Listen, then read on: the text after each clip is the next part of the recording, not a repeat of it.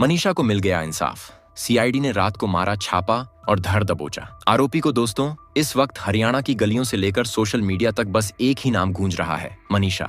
जी हाँ, वही मनीषा जिसके केस ने पूरे देश को हिलाकर रख दिया। इंसाफ की आस में भटकते परिवार, गुस्से में उबलती जनता और सवालों के घेरे में घिरी पुलिस के बीच अब एक ऐसा मोड़ आया है जो इस कहानी को पूरी तरह बदल देगा। रात के अंधेरे में सीआईडी की खास टीम ने एक सनसनीखेज ऑपरेशन चलाया और उस आरोपी को धर दबोचा जिसके पीछे पूरा जिला महीनों से था।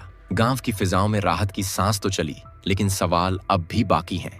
क्या ये गिरफ्तारी मनीषा के इंसाफ की आखिरी सीढ़ी है या फिर इसके पीछे छुपा है कोई गहरा राज जो सियासत को हिलाकर रख देगा? आइए इस वीडियो में हम आपको ले चलते हैं इस केस की हर परत को खोलते हुए, हर उस सच तक जो आपको सोचने पर मजबूर कर देगा। दोस्तों, इस केस में सबसे ताजा और चौंकाने वाला मोड़ तब आया जब सीआईडी की विशेष टीम ने देर रात एक गुप्त ऑपरेशन चलाया। सूत्रों के मुताबिक ये छापेमारी भिवानी के पास एक गांव में हुई थी। रात के सन्नाटे को चीरते हुए सीआईडी की टीम ने उस आरोपी को पकड़ लिया जिसे पकड़ने के लिए महीनों से पुलिस और जांच एजेंसियां जूझ रही थीं। जैसे ही ये खबर फैली, पूरे जिले में हड़कंप मच गया। गांव में जहां पहले गुस्सा और मायूसी थी, वहां अब लोग एक दूसरे को बधाई दे रहे हैं, मानो कोई त्योहार आ गया हो। बच्चे, बूढ़े, जवान, हर कोई यही कह रहा है कि आखिर इंसाफ की जीत हुई। सूत्रों का कहना है कि आरोपी ने शुरुआती पूछताछ में कई बड़े खुलासे किए। उसने बताया कि इस मामले के पीछे सिर्फ निजी रंजिश नहीं थी, बल्कि कुछ ऐसे लोग भी शामिल थे जिनके नाम सामने आने पर सियासी तूफान मच सकता है। सीआईडी अब इन नामों की तह तक जाने के लिए दिन रात पूछताछ कर रही है। खबर ये भी है कि पूछताछ के दौरान आरोपी भावुक हो गया और उसने अपने गुनाह कबूल कर लिए। हालांकि सीआईडी ने अभी तक कोई आधिकारिक बयान नहीं दिया। सूत्रों का दावा है कि जल्द ही इस केस की परतें खुलेंगी और सच सामने आएगा। लेकिन सवाल ये भी उठ रहा है कि जब ये केस सीबीआई के पास था तो सीआईडी ने ये कार्रवाई कैसे की?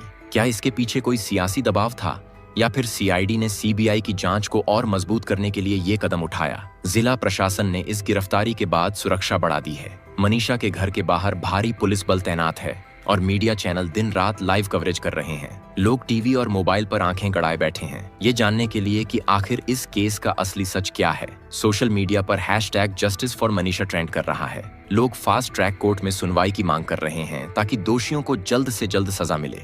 कई यूजर्स ने लिखा कि ये केस सिर्फ मनीषा का नहीं, बल्कि हर उस बेटी का है जो इंसाफ की आस में जी रही है। अब आइए आपको बताते हैं इस केस की शुरुआत बात 11 अगस्त 2025 की है, जब भिवानी जिले के सिघानी गांव की 19 साल की मनीषा, जो एक प्ले स्कूल में टीचर थी, अपने घर से निकली थी।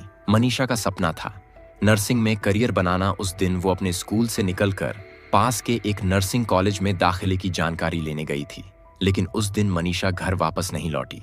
उसका फोन बंद हो गया। परिजनों ने पहले सोचा कि शायद वो कहीं रुक गई होगी, लेकिन जब घंटे बीत गए और मनीषा का कोई अता पता नहीं चला तो परिवार की बेचैनी बढ़ने लगी। मनीषा के पिता संजय ने तुरंत पुलिस को संपर्क किया, लेकिन उनकी शिकायत को गंभीरता से नहीं लिया गया। पुलिस ने कहा कि शायद मनीषा कहीं चली गई होगी और जल्द लौट आएगी। लेकिन 13 अगस्त को एक खेत में मनीषा की बॉडी मिली। ये खबर जंगल की आग की तरह फैल गई और पूरे इलाके में सनसनी मच गई। पुलिस ने शुरू में दावा किया कि मनीषा ने खुद अपनी जिंदगी खत्म कर ली थी। उनके मुताबिक मनीषा के पास एक बैग मिला जिसमें एक नोट था, उनकी आधार कार्ड और कुछ दस्तावेज थे। पुलिस ने यह भी कहा कि मनीषा ने पास की एक दुकान से कीटनाशक खरीदा था और उनके शरीर में उसी कीटनाशक के निशान मिले। भिवानी के पुलिस अधीक्षक सुमित कुमार ने मीडिया को बताया कि पोस्टमार्टम में कोई यौन उत्पीड़न के सबूत नहीं मिले और सारी बातें आत्मदाह की ओर इशारा कर रही थीं।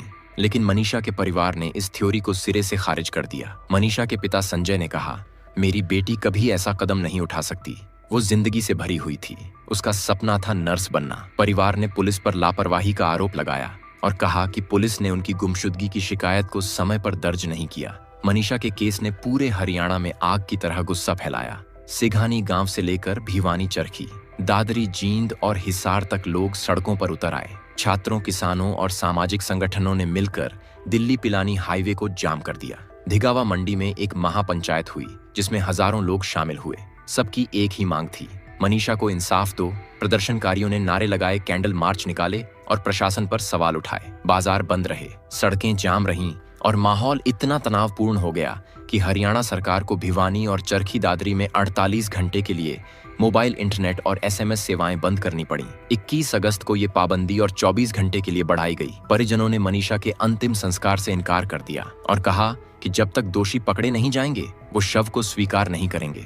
मनीषा के दादा ने पंचायत में ऐलान किया कि गांव का धरना तब तक जारी रहेगा जब तक इंसाफ नहीं मिलता। इस बीच विपक्षी दलों ने भी इस मुद्दे को जोर शोर से उठाया। कांग्रेस नेता भूपेंद्र सिंह हुड्डा और दीपेंद्र सिंह हुड्डा ने सरकार पर कानून व्यवस्था की स्थिति को लेकर निशाना साधा। उन्होंने कहा कि ये मामला हरियाणा में महिलाओं की सुरक्षा के लिए एक बड़ा सवाल खड़ा करता है। लोगों के गुस्से और दबाव को देखते हुए हरियाणा के मुख्यमंत्री नायब सिंह सैनी ने 19 अगस्त 2025 को ऐलान किया कि मनीषा के केस की जांच सीबीआई को सौंपी जाएगी। उन्होंने कहा, हमारी बेटी मनीषा और उनके परिवार को इंसाफ दिलाने के लिए सरकार और पुलिस पूरी गंभीरता से काम कर रही है। मैं खुद इस मामले की हर अपडेट ले रहा हूँ।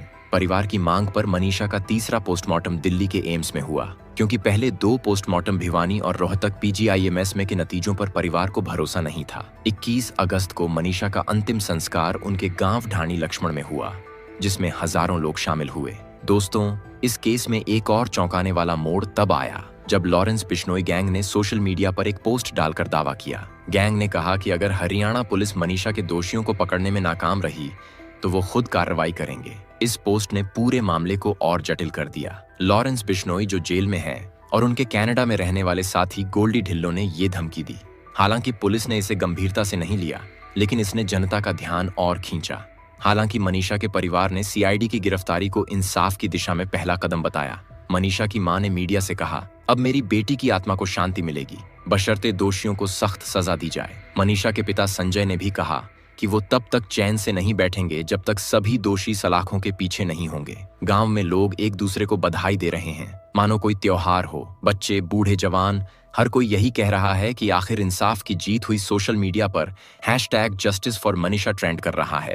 लोग फास्ट ट्रैक कोर्ट में सुनवाई की मांग कर रहे हैं ताकि दोषियों को जल्द से जल्द सजा मिले। कई यूजर्स ने लिखा कि मनीषा का केस हरियाणा ही नहीं, पूरे देश की अंतरात्मा को झकझोर गया है। कुछ ने सरकार पर सवाल उठाए कि आखिर इतने दिन क्यों लगे। इस गिरफ्तारी में इस केस ने हरियाणा की सियासत को भी गरमा दिया है। विपक्षी नेता लगातार सरकार पर हमलावर हैं। कांग्रेस की नेता कुमारी सैलजा ने कहा कि अगर पुलिस ने शुरू में ही गंभीरता दिखाई होती तो शायद मनीषा आज जिंदा होती। नेता अभय चौटाला ने इसे सरकार की नाकामी बताया और कहा कि बेटी बचाओ, बेटी पढ़ाओ जैसे नारे अब खोखले लगते हैं। दूसरी तरफ मुख्यमंत्री नायब सिंह सैनी ने वादा किया कि कोई भी दोषी बख्शा नहीं जाएगा।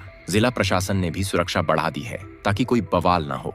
मनीषा के घर के बाहर भारी पुलिस बल तैनात है और मीडिया चैनल दिन रात लाइव कवरेज कर रहे हैं। मनीषा के केस में पोस्टमार्टम की रिपोर्ट्स ने भी कई सवाल खड़े किए। भिवानी और रोहतक में हुए पहले 2 पोस्टमार्टम में कीटनाशक की मौजूदगी की बात कही गई, लेकिन परिवार ने इन नतीजों पर भरोसा नहीं किया। तीसरा पोस्टमार्टम दिल्ली के एम्स में हुआ, जिसके बाद परिवार ने अंतिम संस्कार के लिए सहमति दी। लेकिन कुछ मीडिया रिपोर्ट्स में दावा किया गया कि मनीषा की बॉडी पर कुछ चोटें थीं जो जानवरों के हमले से हो सकती थीं। पुलिस ने साफ किया कि कोई सर्जिकल चोट या केमिकल का इस्तेमाल नहीं हुआ। फिर भी इन बातों ने केस को और रहस्यमयी बना दिया। मनीषा केस में सोशल मीडिया की भूमिका भी अहम रही। एक तरफ जहां #Justice for Manisha ने लोगों को एकजुट किया, वहीं भिवानी पुलिस ने 10 सोशल मीडिया अकाउंट्स के खिलाफ FIR दर्ज की जो गलत और भड़काऊ खबरें फैला रहे थे। पुलिस ने कहा कि ऐसी खबरें कानून व्यवस्था को बिगाड़ सकती हैं। एक वायरल वीडियो में हिसार चुंगी इलाके में कैंडल मार्च के दौरान फायरिंग और गाली गलौज की घटना भी सामने आई, जिसने माहौल को और गर्मा दिया। दोस्तों, CID की गिरफ्तारी के बाद अब सबकी नजर इस बात पर है कि क्या ये केस पूरी तरह सुलझ जाएगा। सूत्रों का कहना है कि आरोपी ने पूछताछ में कई बड़े नाम उजागर किए हैं, लेकिन CID ने अभी तक कोई आधिकारिक बयान नहीं दिया। दोस्तों, अब इस केस की सुनवाई फास्ट ट्रैक कोर्ट में हो सकती है। कई वकीलों ने ऐलान किया है कि वो मनीषा के परिवार की मुफ्त में पैरवी करेंगे। जिला प्रशासन ने भी वादा किया है कि इस मामले में कोई डील नहीं बरती जाएगी। लोग टीवी और मोबाइल पर आंखें गड़ाए बैठे हैं, ये जानने के लिए कि आखिर मनीषा के साथ हुआ क्या था और इसके पीछे असली साजिश क्या थी। दोस्तों, मनीषा सिर्फ एक नाम नहीं थी, वो एक ऐसी बेटी थी जिसके सपने पूरे हरियाणा की बेटियों के सपनों को दर्शाते थे। उसकी जिंदगी का हर पल एक नई उम्मीद की तरह था। वो अपने परिवार की इकलौती बेटी थी जिसे माता पिता ने बड़े लाड़ प्यार से पाला था। मनीषा की मां ने बताया कि वो हमेशा कहती थी, मम्मी मैं नर्स बनूंगी, और गरीबों की सेवा करूंगी। लेकिन उसकी ये मासूम ख्वाहिशें अधूरी रह गईं। गांव के लोग बताते हैं कि मनीषा बहुत हंसमुख थी। वो स्कूल में बच्चों को पढ़ाने के बाद अक्सर गांव की औरतों को सेहत के बारे में जागरूक करती थी। उसकी इस सादगी ने पूरे गांव का दिल जीत लिया था। मनीषा का केस सिर्फ एक परिवार की त्रासदी नहीं है, ये हरियाणा और पूरे देश में बेटियों की सुरक्षा का सवाल उठाता है। इस केस ने ये दिखाया कि समाज में अभी भी बहुत कुछ बदलने की जरूरत है। कई सामाजिक संगठनों ने इस केस को लेकर जागरूकता अभियान शुरू किए हैं। स्कूलों और कॉलेजों में बेटियों की सुरक्षा को लेकर वर्कशॉप हो रहे हैं। लोग अब खुलकर बोल रहे हैं कि बेटियों को इंसाफ देना सिर्फ सरकार का काम नहीं, बल्कि समाज की भी जिम्मेदारी है। भविष्य में कोई और मनीषा इंसाफ के लिए न भटके। बाकी आपका इस पूरे मामले में क्या कहना है, कमेंट में जरूर बताएं। और इसी तरह की वीडियोस को देखते रहने के लिए हमारे चैनल को लाइक, शेयर और सब्सक्राइब करना ना भूलें। धन्यवाद।